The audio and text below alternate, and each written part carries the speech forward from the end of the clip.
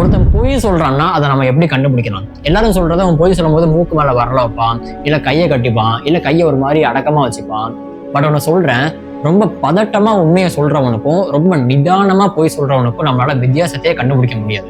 இங்கதான் நம்ம பண்ற தப்பு என்னன்னா, அவன் என்ன கெஸ்டர்ஸ் பண்றாங்கிறத நோட்டீஸ் பண்றதை விட எப்போ அந்த கெஸ்டர்ஸை பண்றாங்கிறத நோட்டீஸ் பண்ணும். உண்மையை சொல்றான் அப்படின்னா அவன் பேசுற வார்த்தைகளும் அவனோட பாடி லாங்குவேஜும் சைமல்டேனியஸா சிங்கா நடக்கும். ரெண்டுத்துக்கும் முடியல எந்த ஒரு டைம் லாகையும் நம்மளால கண்டுபிடிக்க முடியாது. ஏன்னா ட்ரூத் கம்ஸ் நேச்சுரலி. இதே ஒருத்தன் பொய் சொல்றான் அப்படின்னா அவன் பேசுற வார்த்தைகளுக்கும் அவனோட பாடி லாங்குவேஜுக்கும் ஒரு டைம் லாக் இருக்கும். அதை தான் நம்ம நோட்டீஸ் பண்ணணும். பொய் சொல்ற நிறைய பேரை பார்த்தீங்கன்னா நிதானமாவே பொய் சொன்னாலுமே அவங்க பொய் சொன்னதுக்கு அப்புறம் தான் அவங்களோட பாடி லாங்குவேஜ் அவங்களே ஓனா அரேஞ்ச் பண்ணி பண்ணுவாங்க. அது அவங்களுக்கே தெரியாது. அவங்க பேசுற வார்த்தைகளுக்கும் அவங்க பாடி லாங்குவேஜுக்கும் ஒரு சின்ன டைம் லாக் இருக்கும். ஸோ நம்ம பார்க்க வேண்டியது அவங்க என்ன கெஸ்டர்ஸ் பண்றாங்கிறது இல்லை, பட் அதை எப்போ பண்றாங்க அப்படிங்கிறது தான் முக்கியம். ஸோ அடுத்த வாட்டி உங்ககிட்ட யாராச்சும் பேசும்போது அவங்க பொய் சொல்றாங்கன்னு நீங்க நினைக்கிறீங்கன்னா அவங்களோட பாடி லாங்குவேஜும் அவங்களோட வார்த்தைகளும் சிங்க் ஆகுதான்னு பாருங்க.